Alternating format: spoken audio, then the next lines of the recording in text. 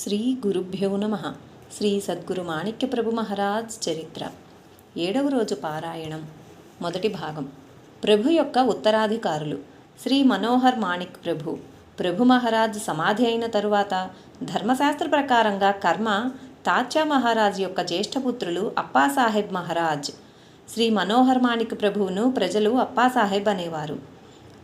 వీరి ద్వారా యథాప్రకారం చేయించి 16వ రోజు ఆయనను శాస్త్రోక్తంగా ప్రభు గాదీపై కూర్చోబెట్టారు. ఆ సమయంలో మనోహర్ల వయస్సు 7 సంవత్సరాలు. ప్రభు యొక్క గాదీ నడిపించే సామర్థ్యం గల సంప్రదాయక శిష్యులు దొరకకపోయేవారా అనే అనుమానం కలుగుతుంది. అలాగే ఆ సమయంలో ప్రభు భక్తులకు కూడా ఈ అనుమానం కలిగి ప్రభు సంస్థాన వ్యవహార ఏర్పాటు ఎలా చేస్తారని ప్రభువుని అడిగేవారు. శిష్యులందరూ ఒకే అభిప్రాయం కలవాళ్లు కాదు. వారిలో ఈ విషయంపై అభిప్రాయ భేదాలు ఉండేవి. ప్రభు అందరి మాటలు విని తనకు ఏది సరి అయినది అనిపిస్తే అదే చేసేవారు.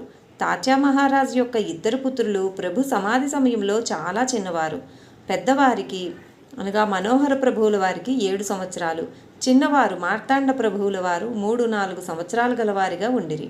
ఇలా చిన్న వయసు గల పిల్లలు చేత ప్రభు చేసిన మహాకార్యం ఎలా నిర్వహింపబడుతుందో అని ఆలోచన ఉండేది.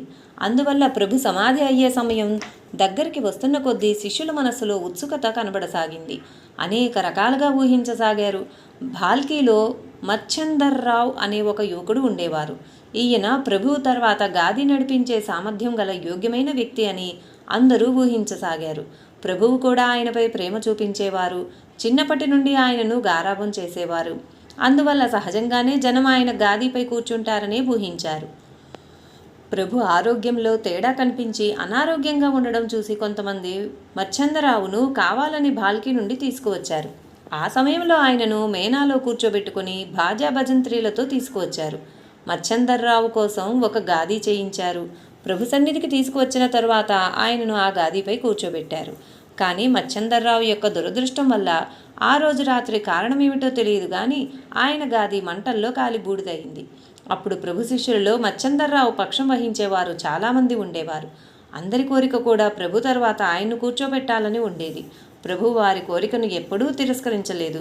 మచ్ఛందర్రావుతో ఇంకా ఎక్కువ ప్రేమగా ఉండేవారు. అందుకని ప్రభు తన గాది మచ్ఛందర్రావుకి ఇస్తారనే నమ్మకంతో ఉండేవారు. ప్రభువు మచ్ఛందర్రావును ఎప్పుడు అనుగ్రహిస్తారా అని అందరూ ఆత్రంగా ఎదురు చూసేవారు.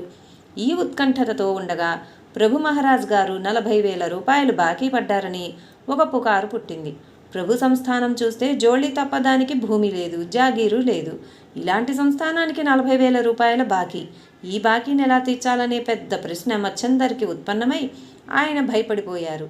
ముందు దొరికే వైభవం కోసం బాధ్యతలను స్వీకరించాలని ఉన్నా ఆ వైభవంతో పాటు గౌరవం పోయే పరిస్థితి తనపైకి తెచ్చుకోవడానికి సాహసం చేయలేదు. 40,000 రూపాయల జవాబుదారీ తీసుకోవడానికి ఆయనకు కావలసిన వాళ్ళు కూడా ఎవరూ సిద్ధంగా లేరు. ఆయన భయంతో మెల్లగా మాణిక్ నగర్ నుండి జారుకున్నారు. చివరికి మార్గశిర శుద్ధ ఏకాదశి రోజు ఎప్పుడైతే ప్రభు సమాధిలో కూర్చున్నారో అప్పుడు మచ్ఛందర్రావుని పిలుచుకురమ్మని చెప్పారు. కానీ వెతికితే చివరికి మచ్ఛందర్రావు వర్గీయులు భాల్కీకి వెళ్ళిపోయారని తెలిసింది. ప్రభు నవ్వుకుంటూ ఇలా అన్నారు, అరే బాబా, ప్రభుగాది నడిపించే పని కఠినమైనది. యోగ్య అధికారి లేకపోతే ఈ పని ఎవరి వల్ల సాధ్యం కాదు. అప్పాసాహెబ్ యోగ్యత ప్రభువుకి తెలుసు. తను చాలా రోజులు ఉండరు, అయినా కొంతకాలం మాణిక్ ప్రభు అనిపించుకుంటారు. ఇలా ఒకసారి ప్రభు అనడం అందరూ విన్నారు. అప్పాసాహెబ్ 5 సంవత్సరాలు ఉన్నప్పుడు ఒకసారి దర్బార్లో ప్రభు రావడానికి ముందు ప్రభు గాదీపై వచ్చి కూర్చున్నారు. గంభీర స్వరూపధారణ కలిగి ఉండేవారు కనుక జనానికి కూడా అది ముచ్చటగా అనిపించి అందరి దృష్టి అతనిపై ఉండేది. ఇంతలో ప్రభు అక్కడికి వచ్చారు. తన గాదీపై మనోహరుడు కూర్చుండటం చూసి చిరునవ్వుతో ఇలా అన్నారు, బేటా మనోహర, నా గాదీ నీకు కావాలా? కానీ గాదీపై కూర్చుంటే శరీరంపై ఉన్న నగలను ఇతరులకు ఇచ్చివేయాల్సి ఉంటుందని నీకు తెలుసా అన్నారు.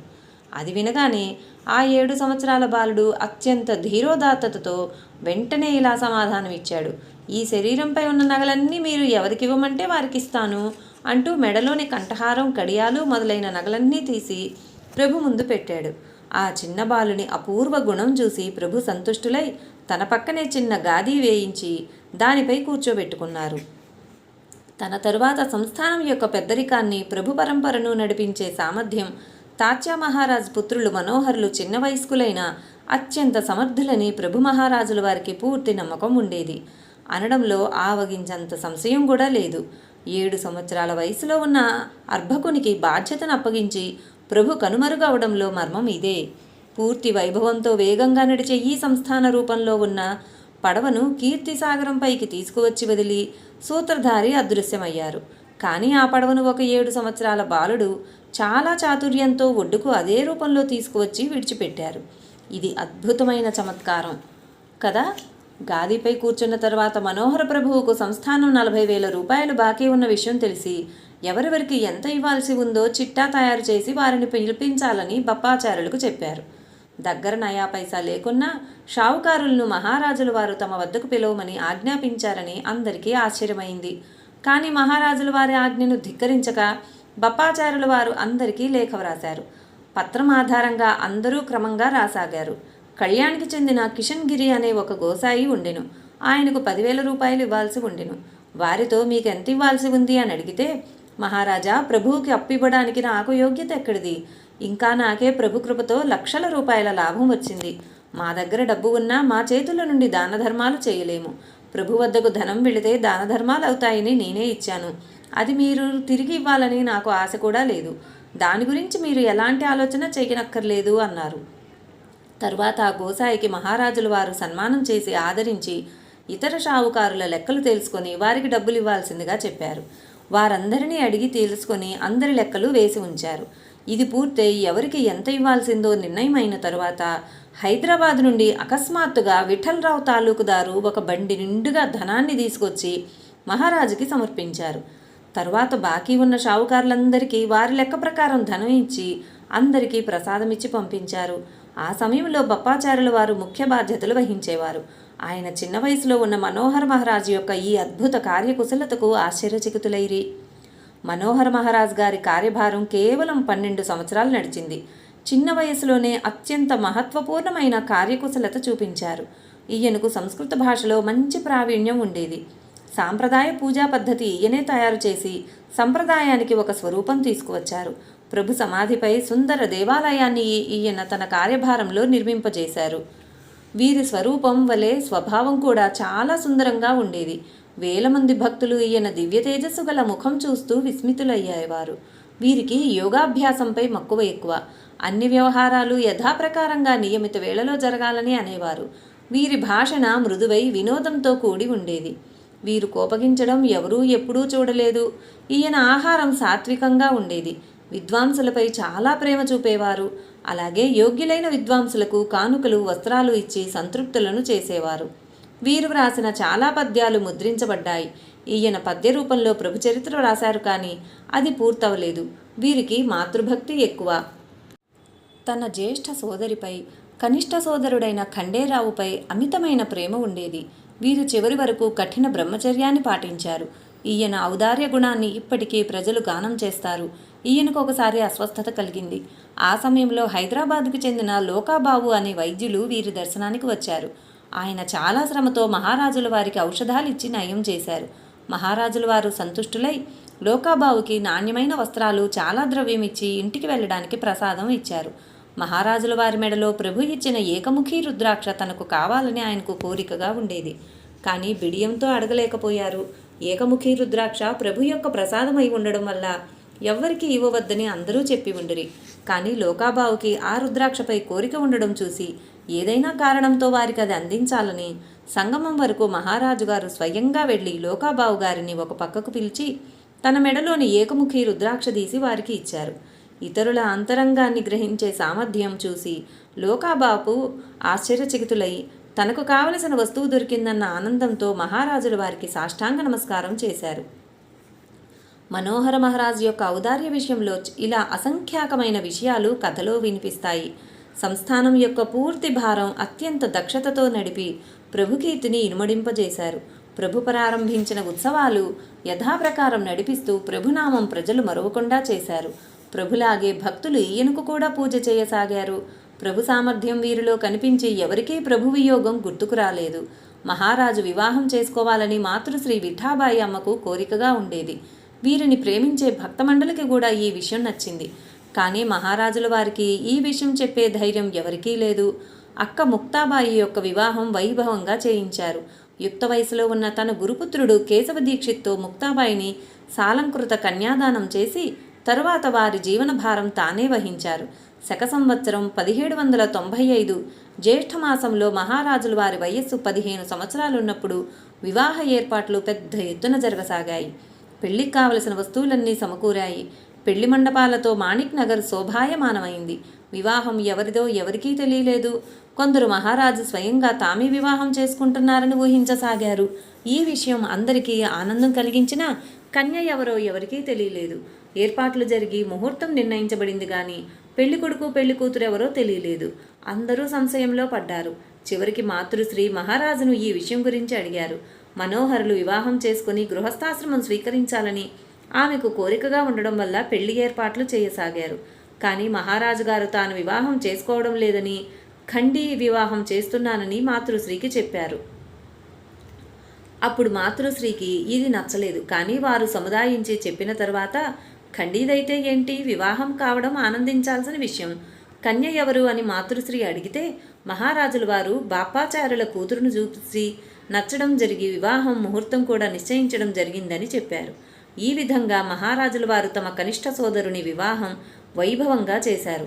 ప్రభువంశం విస్తరించడానికి మార్గం సుగమమైందని అందరికీ ఆనందం కలిగింది. మహారాజు తన కనిష్ట సోదరుని అన్ని బాధ్యతలు తీర్చడానికి ఏ మాత్రం వెనుకాడలేదు.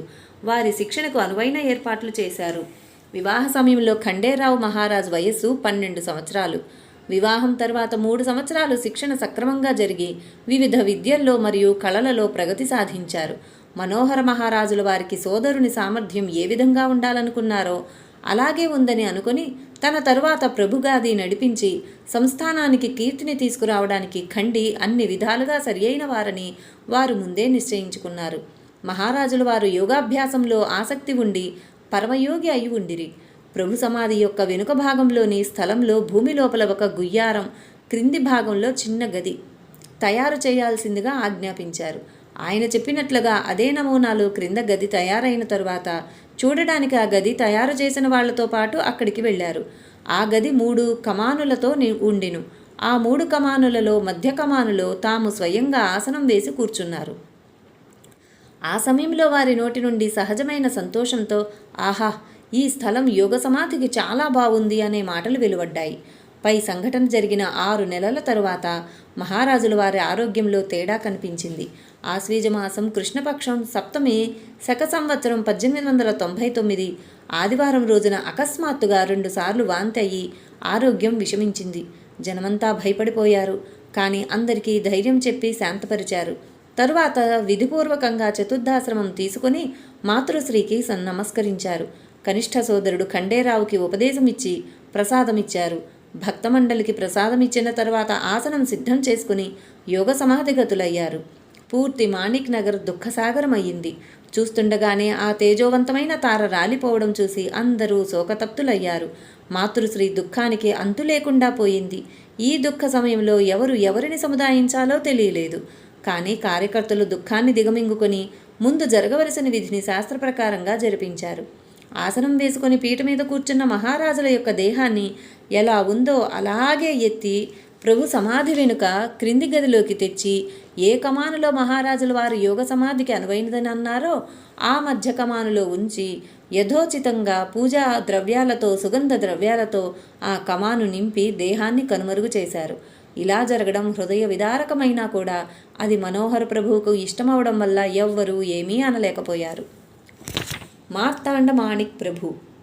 శ్రీ సద్గురు మాణిక్ ప్రభు మహారాజు గారు సకల మత సంప్రదాయ స్థాపన చేసి ప్రపంచానికి సర్వధర్మాలు సమభావంతో చూడవలననే సందేశమిచ్చి భారతదేశం నడిబొడ్డులో నిజాం సంస్థానంలోని ముసల్మానులు పరిపాలిస్తున్న ప్రదేశంలో హిందూ, ముస్లిం, సిక్, లింగాయత్ మొదలైన ధర్మాలతో సౌహార్ద్రం పెంపొందించారు. కానీ ఈ తత్వజ్ఞానాన్ని విశదపరిచే కార్యం వీరి సోదరుని పుత్రులైన శ్రీ సద్గురు మార్తాండ మాణిక్ ప్రభువుల వారు చేశారు. అందుకోసం ఆయన విపులమైన గ్రంథరచన చేశారు. అప్పటి నిజాం సంస్థానం ముంబై, మద్రాసు మొదలైన ప్రాంతాలలో పర్యటించి సకల మత సాంప్రదాయం యొక్క ప్రచారం చేశారు. వీరు సకల మత సంప్రదాయాన్ని మరియు మాణిక్ ప్రభు యొక్క కీర్తి ధ్వజాన్ని ఆసేతు హిమాచలంలో ఎగురవేశారు. శ్రీ మార్తాండమాణిక్ ప్రభు, శ్రీ నృసింహతాత్య మరియు విఠాబాయి అమ్మగారి కనిష్టపుత్రులు. వీరు మార్గశిర మాసం 28 డిసెంబర్ 1869 జన్మించారు. ఈయనకు పితృఛత్రం అనగా తండ్రితో గడపడం కొంతకాలమే లభించింది. వీరికి ప్రభు ప్రేమ కేవలం 4 సంవత్సరాల కాలం లభించింది. వీరి జ్యేష్ఠ సోదరులు శ్రీ మనోహర్ మాణిక్ ప్రభువులకు వీరిపై అమితమైన ప్రేమ ఉండేది. ఖండి మార్తాండ ప్రభువుల పేరు ఖండేరావు అవడం వల్ల వారిని ఇంట్లోని వారు ప్రేమతో ఖండి అనేవారు. శిక్షణ కోసం అన్ని రకాలుగా ఏర్పాటు చేసి స్వతహాగా బ్రహ్మచారి అయిన మార్తాండ ప్రభువుల వివాహం మాత్రం జరిపించారు. శ్రీ మార్తాండ మాణిక్ ప్రభువుని ఆ కాలంలో జనం ఖండేరావు అనేవారు. సంస్థానం యొక్క కార్యభారం చూడడానికి అన్ని విధాలుగా అర్హులని నమ్మకం కలిగిన తర్వాత శ్రీ మనోహర్ మాణిక్ ప్రభు తమ అవతార కార్యం ముగించారు. వీరికి కేవలం 12 సంవత్సరాలు మాత్రమే మనోహర్ మాణిక్ ప్రభువుల సహవాసం లభించింది.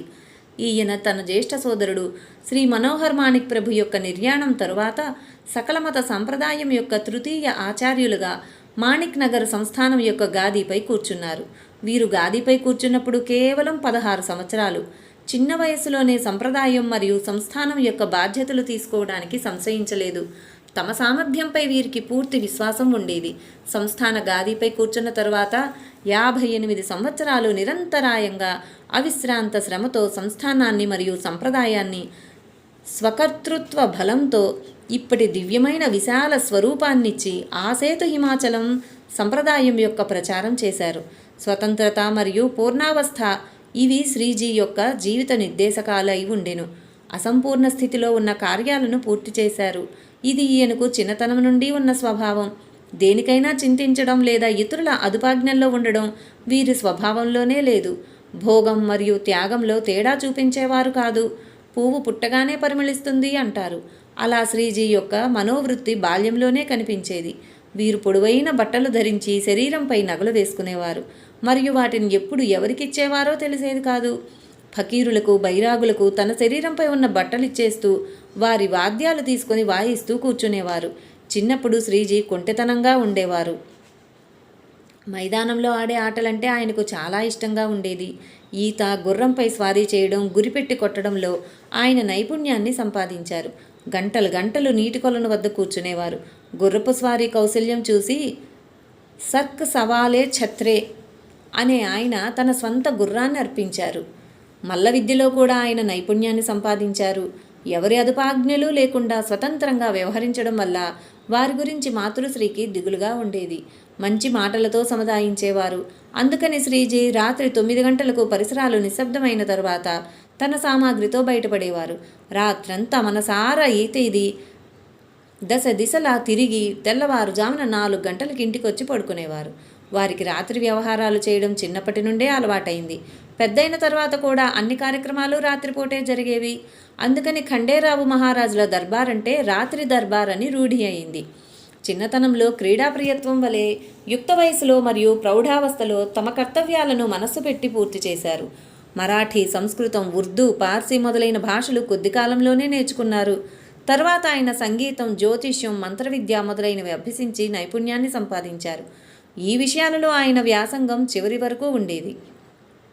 ఆయన సంగీత జ్ఞానం కలిగిన వారే ఉండిరి. అందుకని ఆ కాలంలో హిందూస్థాన్లోని చాలామంది గాయకులు మాణిక్ నగర్కు రావడం చాలా కష్టమైనా కూడా వచ్చి శ్రీజీ ముందు తమ విద్యను ప్రదర్శించేవారు.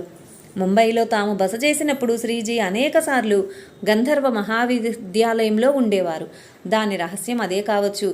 గోవింద్ బువా ఆఠవలే అనే పేరు గల సంగీత ప్రేమికుడు రత్నగిరి జిల్లాకు చెందినవారు. సంగీతం నేర్చుకోవడానికి బెల్గావ్కి వెళ్ళారు. అక్కడ సంగీత శాస్త్రంలో శ్రీజీ యొక్క కీర్తి విన్నారు. అప్పుడు తాను సంగీతం నేర్చుకోవడానికి శ్రీజీ వద్దకు వెళ్ళాలని బలమైన కోరిక కలిగింది. కానీ ఎలా వెళ్ళాలి? అప్పుడు 1915వ సంవత్సరం. అప్పుడు ఇప్పటిలాగా వాహన వ్యవస్థ లేదు. మాణిక్ నగర్ చాలా దూరం. అంతేకాక ఆయన వద్ద ధనం కూడా లేదు. ఆయన మనస్సులోనే శ్రీజీని ప్రార్థించారు. ఇంతలో ఒక సన్యాసి ఆయన వద్దకు వచ్చారు. బాలా, నీకు మాణిక్ నగర్కి వెళ్ళాలని ఉందా అని అడిగారు. గోవింద్ బువాకి ఆయన దేవుడిలాగే కనిపించారు. ఆ సన్యాసి ఒక ఎద్దుల బండి తెప్పించారు. దాంట్లో ఇద్దరూ మాణిక్ నగర్కి వచ్చారు. గోవింద్ బువాకి చాలా ఆనందం కలిగింది. బండి నుండి కిందకి దిగగానే ఆ సన్యాసి గోవింద్ బువాకి ఎదురుగా ఉన్న బావి చూపించి అక్కడికి వెళ్ళి కాళ్ళు చేతులు కడుక్కొని నీరు త్రాగి రావలసిందిగా చెప్పారు. అలా చేసి తిరిగి వచ్చేసరికి ఆ సన్యాసి అదృశ్యమయ్యారు. తన ప్రార్థనకు శ్రీజీనే ఈ ఏర్పాటు చేశారని భావించి భక్తితో నమస్కరించారు. గోవిందబువ తన వృద్ధాప్యంలో మాణిక్ నగర్లోనే నివసించారు. ఆ కాలంలో మన వైపు మంత్రశాస్త్రం ఉపయోగించడం తగ్గుతూ వస్తుంది. సూక్ష్మలోకాల్లో ఎల్లప్పుడూ తిరిగే అనేక రకాలైన సామర్థ్యం కలిగిన దేవతలను వశం చేసుకుంటే వారు కోరికలను తీరుస్తారని మహారాజుల వారి దృఢ విశ్వాసం. శ్రీజీ దేవతలను తన తపోబలంతో వశం చేసుకుని వారి నుండి ఇష్టకార్యాన్ని సాధించుకునేవారు. ఈ తపశ్చర్య కోసం రాత్రింబవళ్ళు తేడా లేకుండా చాలా పరిశ్రమించారు. అఫలోదయ కర్మ, ఫలాపేక్ష లేకుండా చేసే కర్మ. ఇది శ్రీజీ యొక్క జీవన రహస్యం. శ్రీజీ యొక్క కాలంలో శ్రీజీయే అఖిల భారతంలో మంత్రశాస్త్రంలో సర్వజ్ఞులై ఉండేవారు. మంత్రశాస్త్రం అగ్ని వంటిది. అగ్ని సహాయంతో జీవనానికి అవసరమైన అన్నాన్ని ఉడికించవచ్చు. కానీ కొందరు దుష్టజనులు అగ్నితో ఇతరుల ఇళ్లను తగులబెట్టనూ వచ్చు. శ్రీజీ ఈ విధంగా దుష్టజనులు తమ మంత్రశాస్త్ర సామర్థ్యంతో సజ్జనులను బీదలను పీడించడం చూసి సహించలేకపోయారు.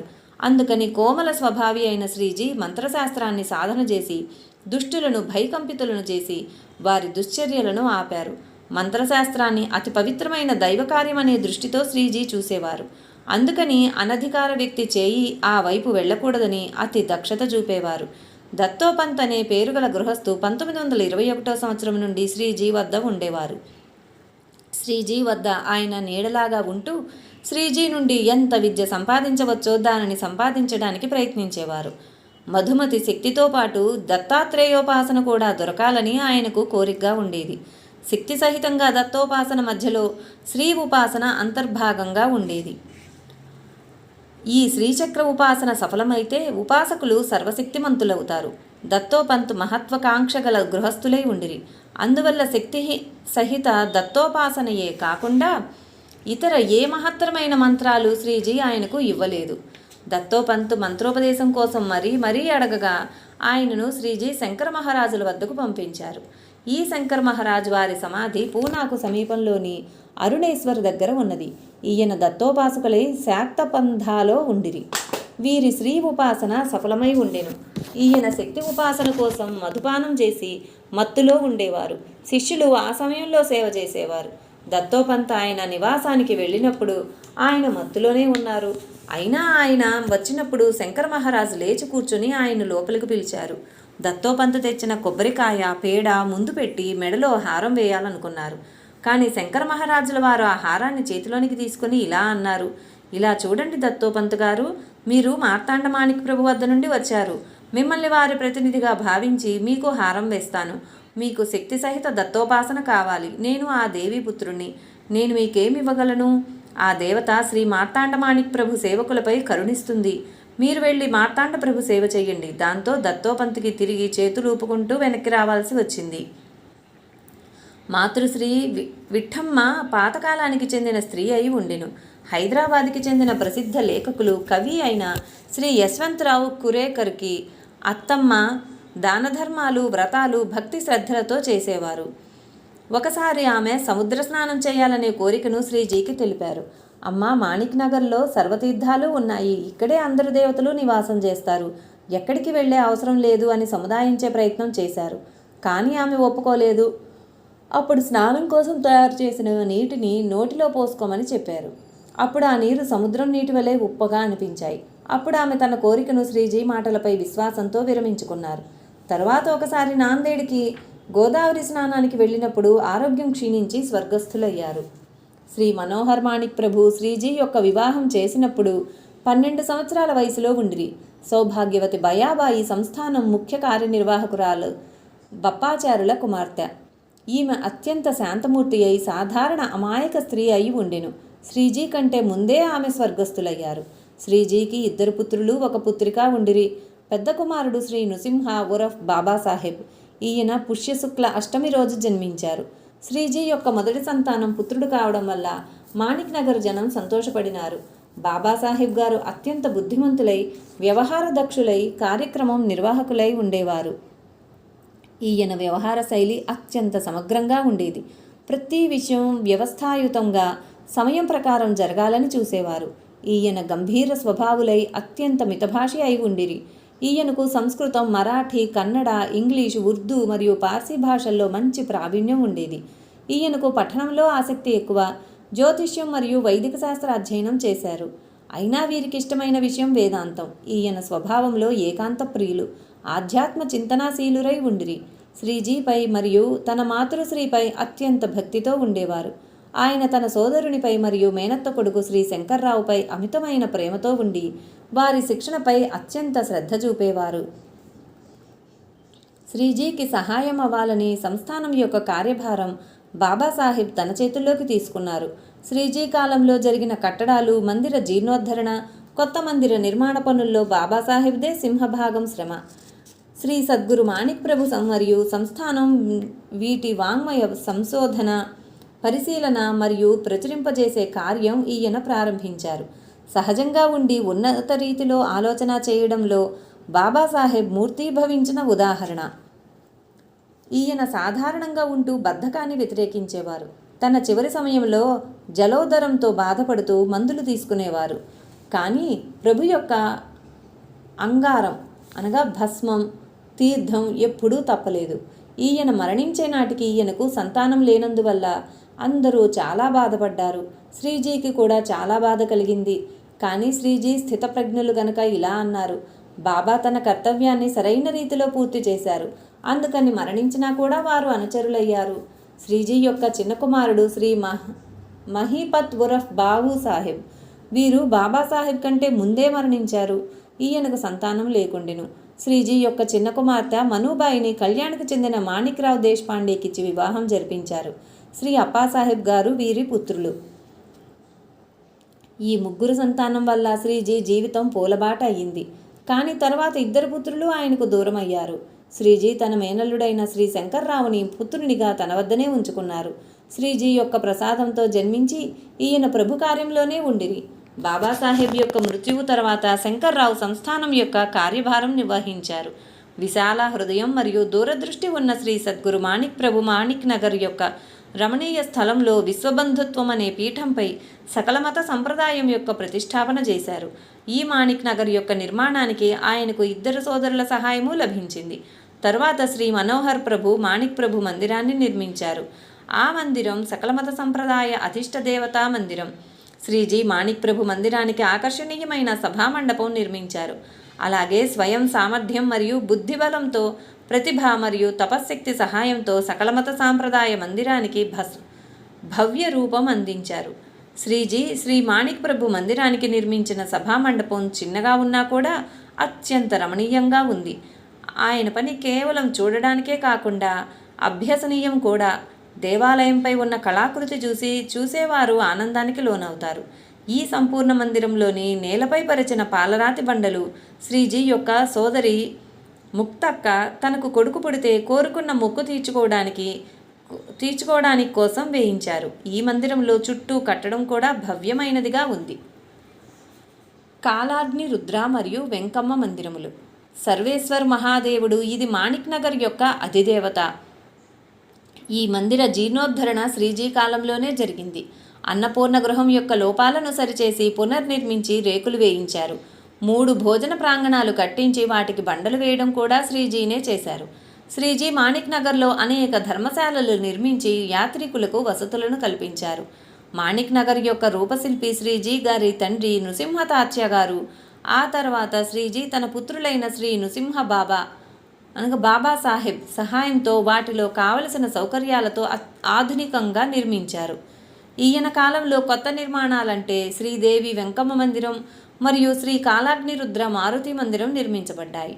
ఆమె ఇష్టం ఉంటే తానే మందిరం నిర్మించుకోవడానికి సమర్థురాలు అని ఒక భక్తునికి శ్రీ ప్రభు వెంకమ్మ మహానిర్యాణం తర్వాత చెప్పి ఉండిరి. అలాగే ఆ విషయం నిజమైంది. శ్రీ రావుజీ బువా అనే భక్తుడు ముంబైలో ఉండేవారు. ఆయన ప్రభువు మరియు సకలమత సాంప్రదాయ ప్రచారం విస్తృతంగా చేశారు. ఆయన ముంబైలో శ్రీ ప్రభు భక్తుల నుండి సొమ్ము సేకరించి శ్రీ వెంకమ్మ యొక్క సమాధి మందిరం మాణిక్ నగర్లో నిర్మించారు. మందిర ప్రాంగణంలో గదులు కూడా నిర్మించడం వల్ల యాత్రికులకు చాలా అనుకూలమయ్యింది. శ్రీజీ క్రమానుసారంగా పద్ధతి ప్రకారంగా ఇచ్చిన ఉపాసన వల్ల శ్రీదేవి వెంకమ్మకు దేవి యొక్క సర్వభోగాలు ఇవ్వబడతాయి. ఆమెకు రోజు పూజ, అర్చన, ఆరతి, ధూపారతి జరుగుతాయి. శ్రావణ త్రయోదశి రోజు వెంకమ్మ ఆరాధన జరుగుతుంది. ఆశ్వీజ శుద్ధ పంచమి నుండి పంచరాత్రోత్సవం మొదలై మహానవమి రోజు పూర్ణాహుతి అవుతుంది. ఈ దేవి మొక్కులు తీరుస్తుందనే నమ్మకం మరియు రుజువులు కూడా ఉన్నాయి. ఒకసారి శ్రీజీ దసరా అయిన 10 రోజుల తర్వాత శ్రీదేవి వెంకమ్మ దర్శనానికి వెళ్ళారు. దేవి దర్శనం అయిన తర్వాత పూజారితో దసరా సమయంలో జరిగిన హోమకుండంలోని భస్మం తీసుకురావలసిందిగా చెప్పారు. భస్మం తేవడానికి పూజారి కుండంలో చేతిని పెట్టగానే హోమం చేసిన రోజు శ్రీదేవికి అర్పించిన సౌభాగ్య వస్తువులు, రవిక బట్టలు, అద్దం, దువ్వెన, కుంకుమ భరణి, గాజులు, మంగళసూత్రం మొదలైన వస్తువులు ఎలా వేశారో అలాగే దొరికాయి. వాటికి ఏమీ కాలేదు. ఆ దేవి ధన్యురాలు. ఉపాసన చేసిన వారు కూడా ధన్యులు. ఒకసారి శ్రీజీ తన అలవాటు ప్రకారంగా రాత్రి సమయంలో ప్రభు సమాధి మందిరంలోనికి పూజకు వెళ్ళారు.